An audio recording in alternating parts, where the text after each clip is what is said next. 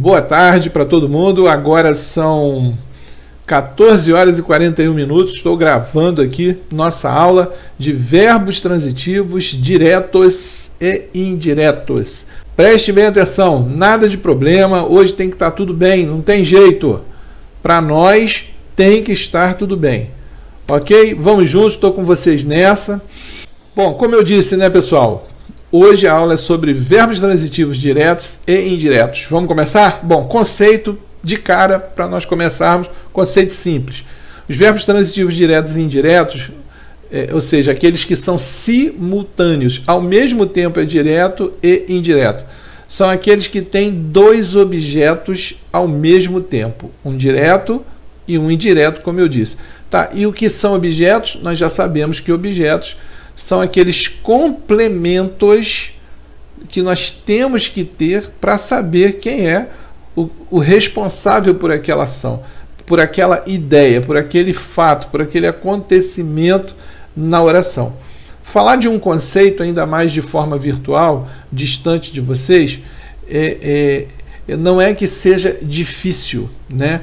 Mas a assimilação em si, para não ficar a desejar, o que a gente faz? A gente já entra direto em um exemplo, em uma oração, ou duas ou três, ou seja, na prática, para que vocês visualizem e entendam isso aqui que eu estou falando agora, o conceito, tá certo? A gente vai para o próximo slide, eu vou repetir. Conceito: os verbos transitivos diretos e indiretos simultaneamente, ou seja, são todos aqueles verbos que possuem na oração dois complementos, dois objetos, um indireto e um direto.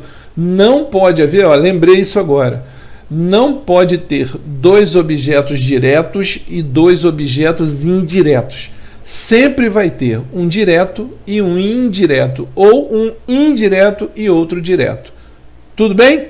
Vamos lá para o próximo? Agora, e já na prática, a gente já vê o seguinte, relembrando o que é preciso para ser um verbo transitivo, né? Ou seja, para ele transitar na oração. Transitar o quê?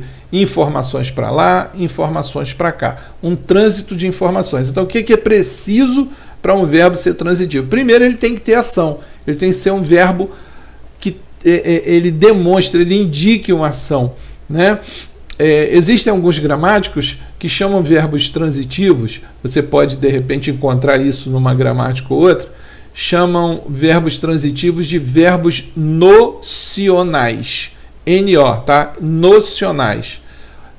Outros chamam de verbos significativos. O próprio professor Evanildo Bechara, na sua 35ª edição de sua gramática, né? Para quem não conhece o professor Evanildo Bechara, hoje é o nome mais alto que nós temos dentro do nosso país, sem sombra de dúvida. É o presidente da Academia Brasileira de Letras. Então, ele chama o verbo transitivo de verbo nocional. Tá certo? Outros professores chamam de verbo significativo. Resultado, é a mesma coisa. É como se você chamasse transitivo, tanto faz. São nomenclaturas, cada um chama da forma que quiser. Mas o importante é saber que verbos transitivos são verbos que denotam, que indicam ação. Tá bem? Tem que ter uma ação contida no verbo. Número 2. Professor, mas tem verbo que não denota ação? Vocês vão ver que sim. Vocês vão ver que sim. Nós vamos aprender esse tipo de verbo. Já é um outro tipo de verbo que não é alvo da nossa aula de hoje. Segundo, ele não é completo de sentido. Para ele ser transitivo, ele não é completo de sentido. Eles precisam de um complemento. Terceiro, óbvio que se ele precisa de um complemento e o nome técnico desse complemento se chama objeto, óbvio que ele vai pedir esses objetos. Pode ser direto, pode ser indireto e pode ser os dois ao mesmo tempo, que é nossa aula de hoje. Pois é, pessoal, direto para a prática, vamos começar pelo verbo comunicar. Eu vou falar de alguns verbos aqui, né? O primeiro deles é o verbo comunicar. Veja no exemplo, o candidato comunicou sua desistência à banca. Olhe do seu lado direito, né? Eu coloquei uma fórmula mágica para nós aí, para todos nós. A gente vai fazer uso sempre dessa formulazinha, até nós termos segurança, firmeza naquilo que nós estamos fazendo na prova. Tá bom? Então, sempre de olho nessa formulazinha mágica que tem aí. Então, voltando para a oração. O candidato comunicou sua desistência à banca. Ora, quem comunica, comunica alguma coisa a alguém. Então, repare o que é esse algo que foi comunicado pelo candidato. Sua desistência. Veja, eu vou colocar aqui a setinha, olha só. Veja, o que foi comunicado? Que algo é esse. Então, na oração, esse algo, essa coisa, foi sua desistência. Se nós olharmos para cá, ó, dá uma olhadinha. Entre o verbo comunicar e o seu complemento, não existe preposição. Então, o que acontece é que ele faz essa transição para cá, essa locomoção para cá de forma direta. Então, aqui é o objeto direto. Só que ele comunica alguma coisa a alguém. No caso aqui é uma pessoa jurídica, né? É uma organizadora, uma banca. Então, veja, ele comunica a, esse a é a preposição que vem junto com o verbo comunicar. Comunicar a. E esse alguém seria a banca. Então, esse segundo a é o artigo da palavra banca, porque banca é um nome feminino, não é isso? Então, é a banca. Entenderam isso? Esse a pertence ao verbo comunicar, comunicar a. E esse outro a é o artigo feminino do substantivo banca. Ok? Por isso que você está vendo, ó, esse sinal grave que vocês chamam de a craseado. Porque é a união, a junção de duas letras A de dois sons idênticos resulta nesse sinalzinho aqui, ó, que nós chamamos de acento grave. A prova está aí. Tudo bem, então? Entenderam? Ok. Professor, e se fosse o contrário? Eu poderia comunicar a alguém alguma coisa? Poderia. A ordem não vai alterar nada. Você poderia colocar: o candidato comunicou à banca sua desistência. De qualquer maneira, nós teríamos dois objetos, né? Nós teríamos o objeto indireto e direto, ou direto e indireto. A ordem não vai alterar em nada. Bem, com o verbo solicitar não é diferente, né? Nós temos aí mais um verbo bitransitivo. Veja, solicitou os documentos ao diretor. Eu fiz questão de colocar tudo com setinha para você entender. Vamos lá? Olha a nossa fórmula mágica aí embaixo. Quem solicita, solicita alguma coisa a alguém. Também podemos solicitar a alguém alguma coisa. A ordem, tanto faz. Então, veja, solicitar o quê? Os documentos. Então, esse complemento aqui, né, esse nosso objeto, ele só pode ser direto, porque entre o verbo e o complemento, o objeto, nós não temos preposição. Todo mundo lembra da primeira aula que o verbo ele só enxerga como obstáculo a preposição? Então, não tem preposição aqui, logo nós temos uma transitividade direta. Só que quem solicita, solicita alguma coisa a alguém. Esse a que está aqui, ó, eu desmembrei para você entender. Esse azinho aqui, que é o mesmo aqui, ele é preposição e está somado ao artigo. Eu até botei um S aqui, né? Agora que eu estou vendo. Na verdade, não tem esse S, né? É ao. Então, esse O aqui é artigo.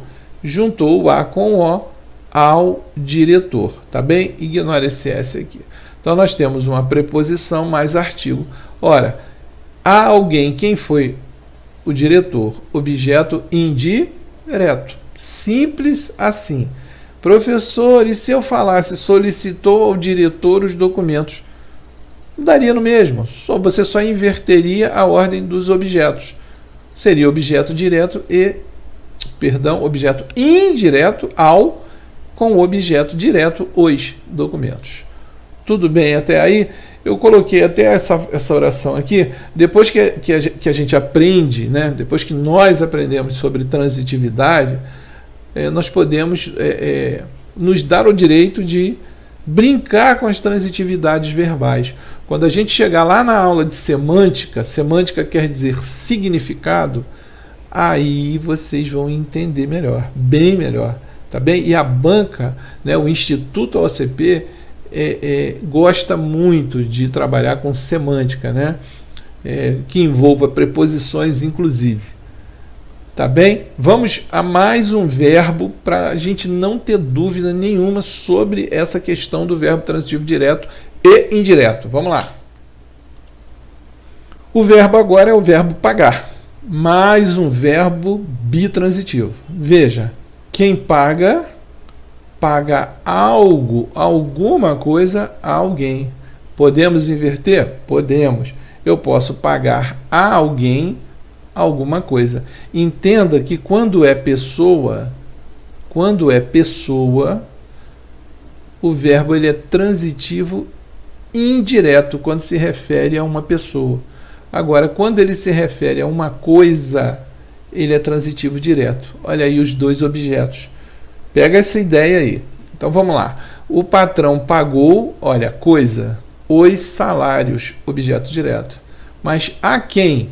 Pessoa, objeto indireto. Tá aqui, agora sim, tá certo. Veja, esse azinho é a preposição, esse os é o artigo masculino plural os. Então, nós temos sim a preposiçãozinha aqui. Então, quando se refere a pessoa, sempre será objeto indireto. E o verbo, por sua vez, transitivo indireto. Tudo bem? Beleza até aí?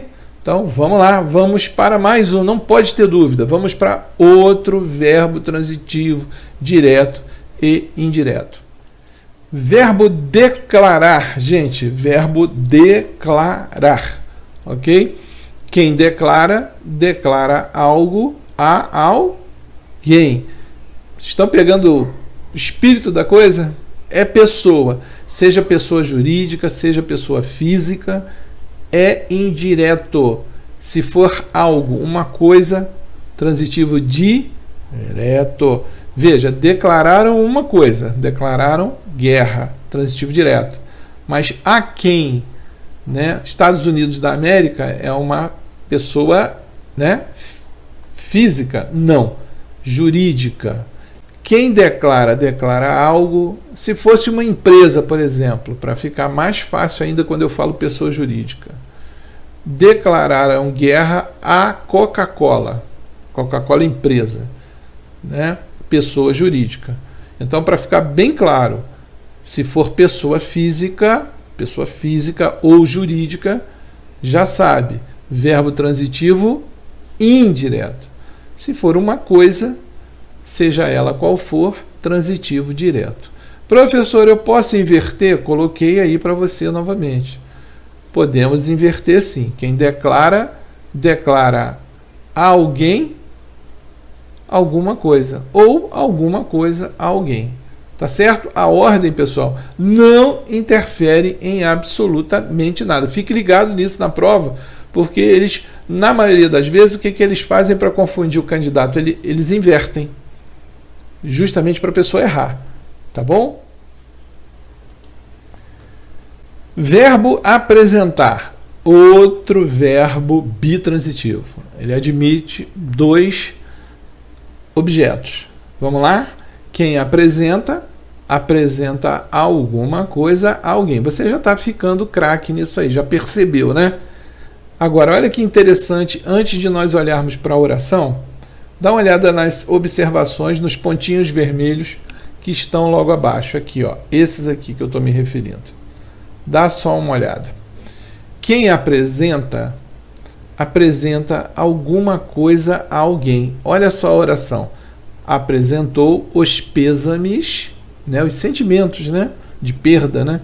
Apresentou os pêsames aos familiares. Então ele essa pessoa, ele ou ela, é um sujeito oculto aí, né? Ele ou ela apresentou os pêsames, quer dizer, algo a quem? Aos familiares. Agora, a gente também pode apresentar alguém a alguém, eu posso. Vou usar duas pessoas do curso aqui aleatórias, vamos lá. Eu posso apresentar a Marcela a Caroline. Eu posso apresentar alguém a alguém, tá certo? E também a gente pode inverter. Eu posso apresentar a alguém alguma coisa. E eu posso apresentar ainda a alguém. Loucura, né? Mas é dessa forma, tá bem? Então veja, apresentou os pêsames, algo, objeto direto. Olha só, quando é pessoa, aos familiares, objeto indireto, verbo transitivo indireto. Então ele é bitransitivo também. Pegaram então? Bem fácil? Vamos embora. Não perder tempo não. Próximo slide. Então, pessoal, apesar de eu não estar aparecendo nesse slide aí para vocês, dá só uma olhada. Eu coloquei, veja esses outros verbos, né? Outros, os que nós vimos já, né? Então, veja. Comunicar, solicitar, pagar, declarar, apresentar, esses 5 verbos que nós vimos, todos bitransitivos. Veja que quando eles se referem a alguma coisa, a primeira transitividade, eles estão se referindo a alguma coisa, a transitividade ela é direta. Quando se refere a alguém, a transitividade é indireta. Logo, nós temos 2 complementos verbais, que em língua portuguesa nós chamamos de objetos. Então, nós temos 2 objetos. Esses 5 verbos são bitransitivos. Pegaram a mecânica da coisa, como funciona? Se é coisa direto, se é pessoa, seja ela física ou jurídica, já sabe que é indireto. E outra coisa, aproveite, sempre use esse macete, né? Essa dica. Olha só, você tem 2 objetos, direto e indireto, algo a alguém, ou a alguém algo. Portanto, o verbo é bitransitivo. Super fácil, tranquilo, a gente não vai ter problema com isso aí durante o curso, nem na prova, principalmente na prova e para o resto das nossas vidas. Né? A parte profissional, vocês vão ter uma vida profissional e vão precisar muito disso aí. Se dirigir às pessoas, às autoridades de forma correta, escrever de forma correta, isso é muito importante. E agora uma pausa, né? A gente tem que ter uma pausa para refletir, né? A vida é dura para quem é mole. Você precisa, nessa ordem, seguir essas regras se você quiser vencer, gente. Olha só. Primeira coisa é acreditar em Deus, independente da sua religião. Tenha disciplina, não ouça pessoas negativas, tenha uma meta e estude até a sua exaustão total, completa. É o preço que você vai pagar pelo seu sacrifício, mas em compensação, a coroação vai ser lá na frente com a sua aprovação. Dá só uma olhada que legal, né? Eu fiz questão de colocar essa imagem aí. Quem sonha junto, vence. É uma coisa fantástica, né? Isso mexe com a gente. Você vê que é um trabalho em equipe, né? Se você tiver um tempinho para olhar para o semblante, a fisionomia de cada um, você vai ver satisfação, preocupação, você vai ver em cada olhar aí, se você parar o slide um pouquinho para você observar, você vai ver, ó, esse aqui está compenetrado, ó, você está vendo? Está compenetrado, está feliz, né? Esse daqui talvez esteja preocupado, desconfortável. Essa pelo olhar aqui, né? Tá tranquila, apesar de estar de óculos, né? Você veja só a mão aqui, ó, ela fazendo um sinal de tudo bem. Essa aqui, ó. Muito bem, chegamos ao exercício número 1. Veja, ano 2014, a banca Instituto AOCP. Gente, todos esses exercícios, são 3 exercícios igual na aula passada. São do Instituto AOCP, para nós já exercitarmos com essas questões da própria banca, o perfil da banca. O Instituto AOCP vem crescendo muito em todo o país, não é só no Sudeste não. Bem, vamos começar aí a primeira questão. Eu vou ler com vocês. Dessas 3 questões, 2 têm texto, tá? E é muito importante que você, deixa eu me dirigir direto aqui a você, é muito importante que você leia, e leia muito, né? Leia bastante, faça suas anotações, identifiquem os verbos que estão nesse texto e principalmente quem escreveu esse texto. Você vai lá embaixo, veja quem escreveu, pesquise sobre essa pessoa, veja as obras que essa pessoa tem, como ela escreve, se ela escreve em terceira pessoa, em primeira pessoa. É muito importante isso, você conhecer o autor dos textos que você lê. Isso ajuda muito na prova. Vamos lá. 3 motivos pelos quais você deve comer chocolate. Entre as pesquisas que apontam para efeitos positivos do consumo de chocolate, as mais numerosas são, de longe, aquelas que associam o alimento a benefícios ao coração. Olha, se eu quisesse logo aqui de cara, olha só, eu tenho o verbo associar. Quem associa alguma coisa a outra coisa. Então eu associo uma coisa a outra.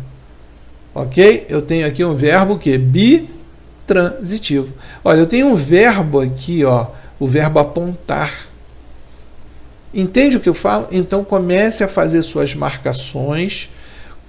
Professor, mas essa questão de transitividade, estou aprendendo agora com o senhor, é uma coisa assim, pouco complicada, difícil, eu estou pegando e tal. Se eu quiser saber a transitividade de um verbo, dicionário, nós temos o Aurélio, nós temos o dicionário do professor Caldas Aulet, nós temos o dicionário do professor Antônio Wise, enfim, você pode ter sempre na cabeceira da cama uma coisa chamada dicionário, facilita muito. Vamos continuar? Segundo um estudo publicado no ano passado no British Medical Journal, o BMJ, por exemplo, é possível diminuir o risco de eventos cardiovasculares comendo chocolate amargo, com pelo menos 60% de cacau, todos os dias. Eu já tentei isso, nossa, mas é horrível, né? Parece Novalgina. Outro trabalho feito na Universidade de Cambridge e divulgado em 2011 mediu o quão benéfico o chocolate pode ser ao coração. Segundo o estudo, o consumo sem excessos do alimento diminui em 37% o risco de doenças cardíacas e em 29% as chances de acidente vascular cerebral, que nós conhecemos como temido AVC. Parte da redução das chances de doenças cardíacas proporcionada pelo chocolate pode ser explicada pelo fato de ele, antes disso, evitar o surgimento de fatores de risco ao coração, como hipertensão ou colesterol alto. De acordo com a pesquisa australiana, publicada em 2010 no periódico BMC Medicine, por exemplo, o chocolate amargo ajuda a diminuir a pressão arterial de pessoas que sofrem de hipertensão. Bom, isso é óbvio, né? Eu achei até um pleonasmo aí, mas vamos lá.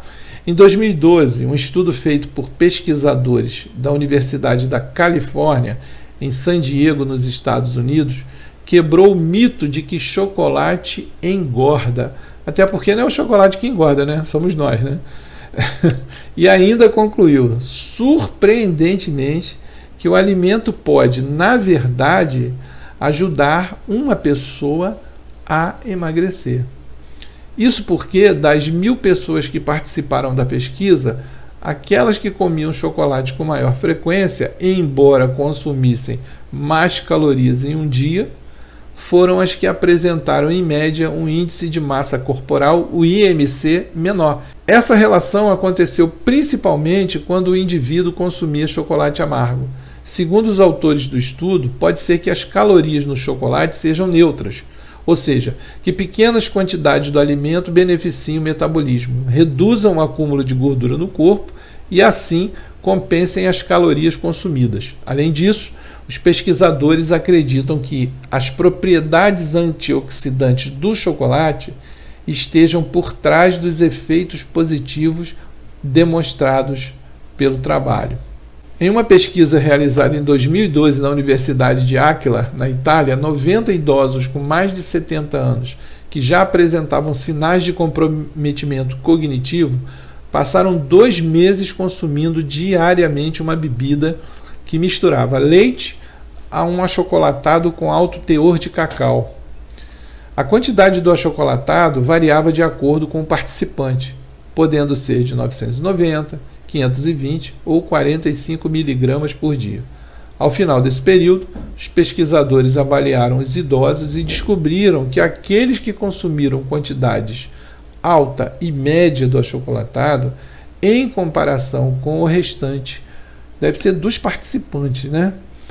Apresentaram uma melhora nos reflexos, na capacidade de realizar mais de uma atividade ao mesmo tempo, na memória verbal e na de trabalho ou a curto prazo, além de melhores resultados em testes que avaliaram o raciocínio. Os autores do estudo atribuíram tais benefícios aos flavonoides, compostos presentes no cacau, que, entre outros efeitos positivos, também são associados a benefícios ao coração, desde que aliados a uma dieta saudável. Bem, pessoal, chegamos ao final desse texto. Vocês vejam como é difícil. Pense você estando no dia da sua prova. Você ler um texto dessa magnitude, desse tamanho, tendo que pensar, interpretar, compreender para fazer a sua questão e com o relógio correndo, né? Então vejam, esse texto adaptado da revista Época Globo é de Isabel Clemente. Bom, quem é Isabel Clemente? Então você coloque lá, pesquise, é importante você saber quem está por trás da obra. Vamos lá então, primeiro exercício. Entre as pesquisas que apontam para efeitos positivos do consumo de chocolate, as mais numerosas são de longe aquelas que associam o alimento a benefícios ao coração. Olha só o que está sublinhado, hein? Olha só, sem querer, né? Sem querer, eu falei lá, olha. Associam.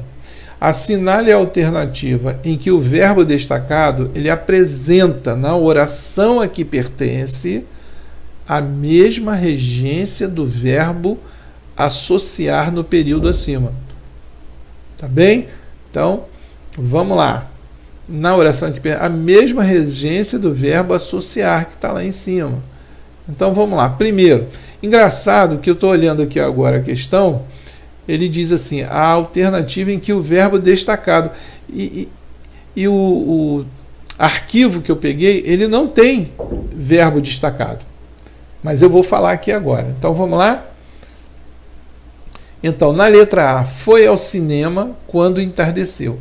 Então, o verbo destacado é esse aqui, tá bom? Ó, é esse aqui. Ok? Opa, sumi aqui, deixa eu voltar, voltei.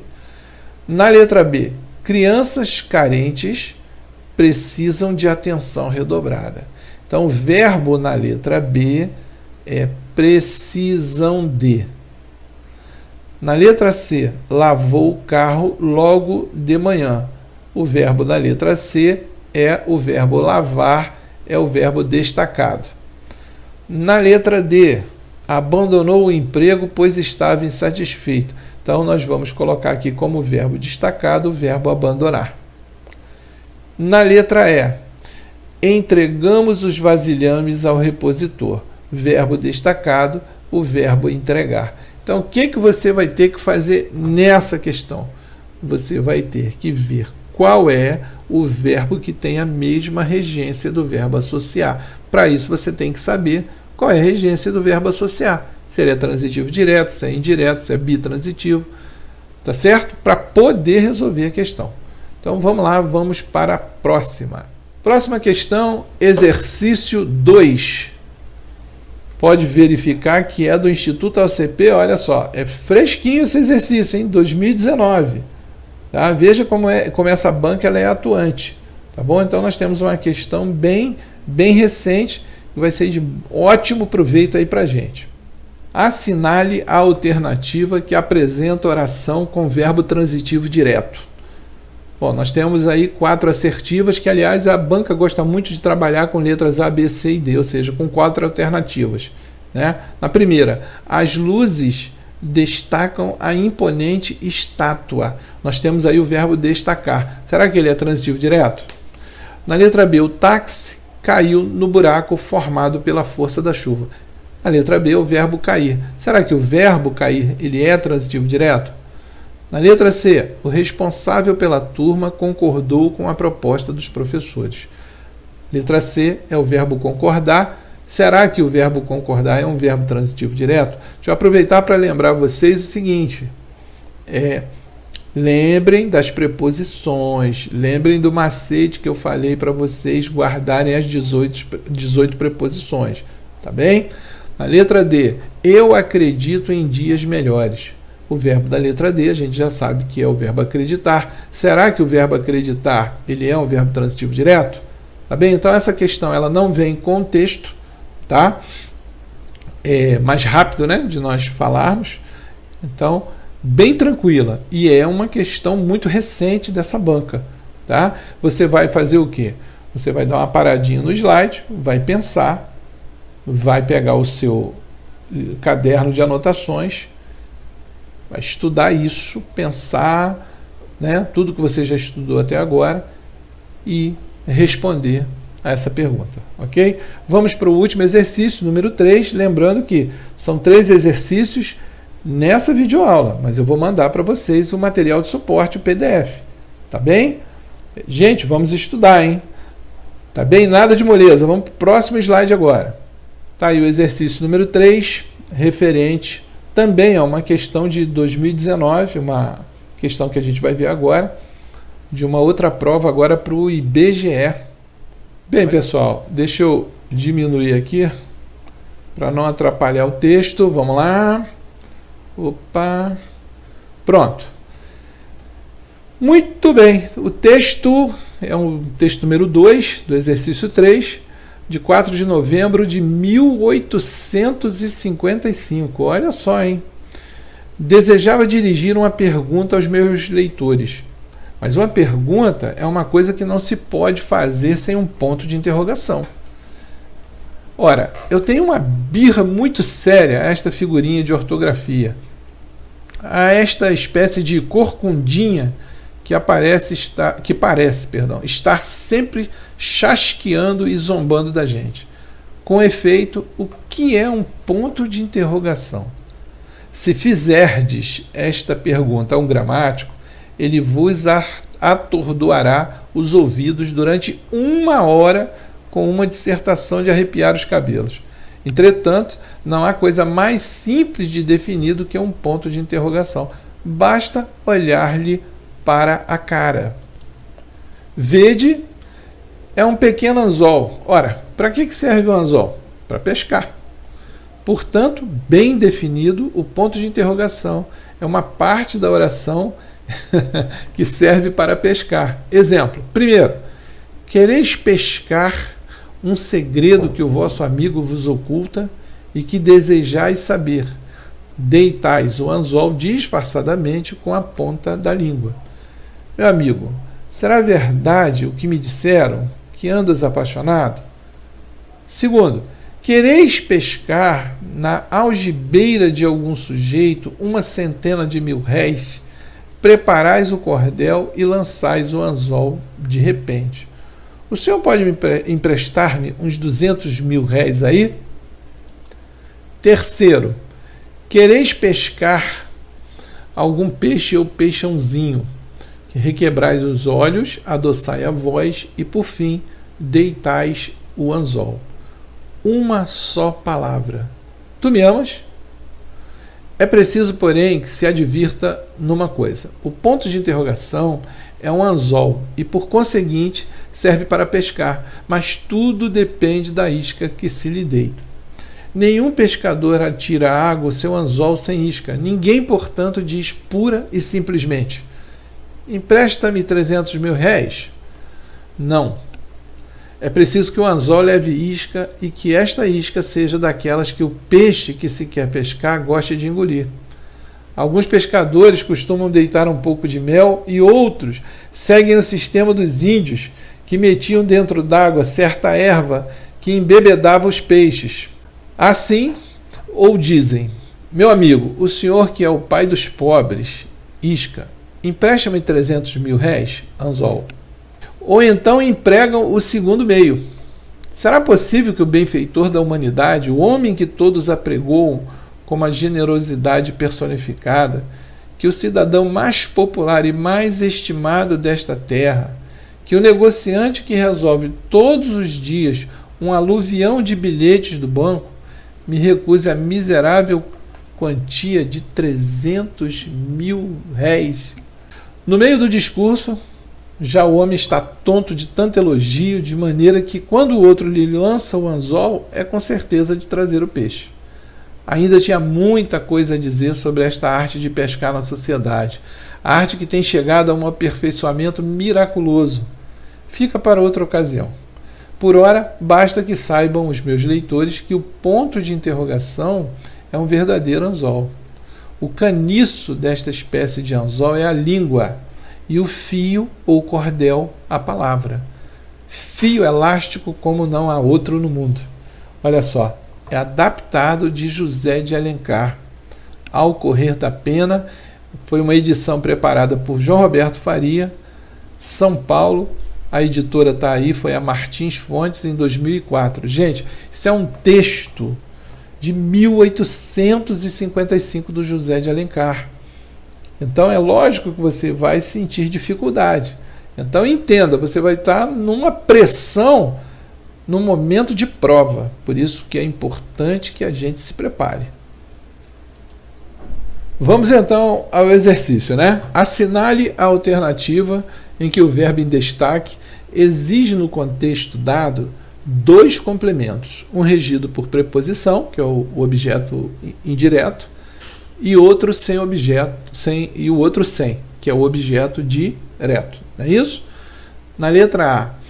Mas uma pergunta é uma coisa que não se pode fazer sem um ponto de interrogação. Será que é o verbo fazer? Na letra B, basta olhar-lhe para a cara.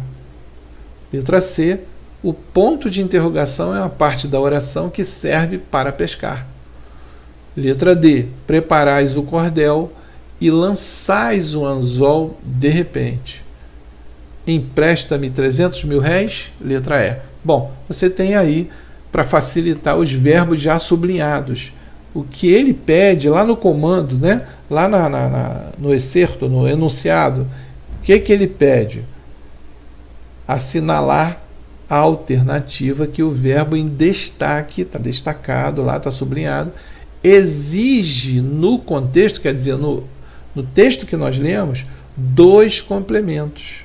Ou seja, ele quer a alternativa correta que traga um verbo bitransitivo, que foi alvo da nossa aula. Tudo bem, pessoal? Então, espero que todos façam os exercícios e que a gente cada vez mais interaja no grupo.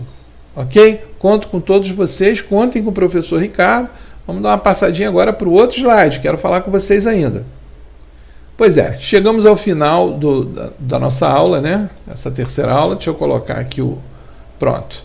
Coloquei aqui o videozinho lá em cima. Veja, essas são minhas redes sociais. Estão todas aí, sempre que você precisar. Eles não são clicáveis aqui, porque a gente está num vídeo, né? Se fosse em PDF, tinha como fazer esses links clicáveis, ou seja, você clicaria em cima e iria direto para cada rede social. Mas elas estão aí, são links curtinhos, né? O Facebook, Instagram, YouTube, meu WhatsApp, meu e-mail, não tem como você não me achar, tá bem? Ah, professor, posso indicar para fulano, para Beltrano? Depende. Se for alguém como você, que quer muito passar nessa prova, você que tem sonho, tem vocação, você quer melhorar de vida, quer dar um upgrade na sua vida, aí você pode indicar sim. Mas se for uma pessoa que ela não tem essa sintonia com você, é uma pessoa que só vive reclamando, uma pessoa que ela não termina as coisas que começa, ela não tem sonho, ela não tem vocação, ela não se identifica muito bem. Por favor, não convide, porque a gente está num grupo, um grupo seleto. É um grupo vitorioso. Tá bom, pessoal? Forte abraço para vocês. Tudo de bom e vamos embora. Ó, moleza não, jamais, e desânimo não me chame, tá bom? Se tiver vitória e dinheiro, eu estou aí com vocês. A vida é dura para quem é mole e que a moleza mastigue água. Fui!